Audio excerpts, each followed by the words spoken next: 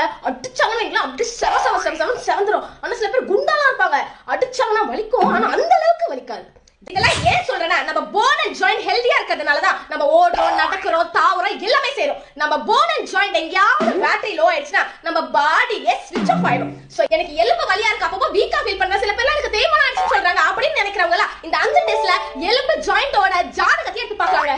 First one DEXA scan. இது ஆஸ்டியோபோரோசிஸ்க்காக எடுப்பாங்க. உங்க போன்ல இருக்க டிஷ்யூ புதுசா growth ஆகல அப்படின்னா உங்க போன் வீக் ஆயிடும், அதுக்கு ஸ்ட்ரென்த் இருக்காது, சீக்கிரமாவே உடையக்கூடியது. Second one x ray. ஏதாவது கீழே விழுந்து ஃபிராக்சர் ஆயிடுச்சுன்னா அதுக்கு எக்ஸ்ரே எடுப்பாங்க.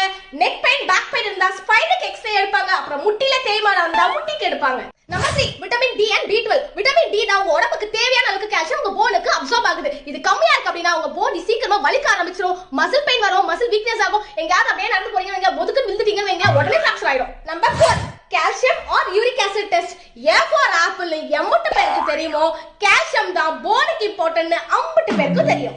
யூரிக் ஆசிட் அதிகமா இருந்தா இந்த மாதிரி உங்க கட்ட விரல்ல இருக்கும், இதுக்கு பேர் தான் கவுட்னு சொல்லுவாங்க. இந்த மாதிரி மத்த இடத்துலயே வரதுக்கு வாய்ப்பு இருக்கு. உங்க ஷோல்டர்ல குட்டியா எக்ஸ்ட்ரா போன் ஃபார்மேஷன் இருக்கலாம், அதனால உங்களுக்கு கை கூட சில டைம்ஸ் தூக்க முடியாம இருக்கலாம். Number 5 C reactive protein. உங்க உடம்புல ஏதாவது ஒரு ஆட்டோ இம்யூன் டிசீசஸ் இருக்கான்னு பார்க்க, அந்த டிசீசஸ் லைக் ருமட்டாய்டு ஆர்த்ரைட்டிஸ் மாதிரி இல்ல ஏதாவது இன்ஃபெக்ஷன் இருக்கான்னு கண்டுபிடிக்க இந்த டெஸ்ட் எடுப்பாங்க. இந்த கேப் பண்ற எல்லாருக்குமே இத தட்டுங்க. and for more updates follow me.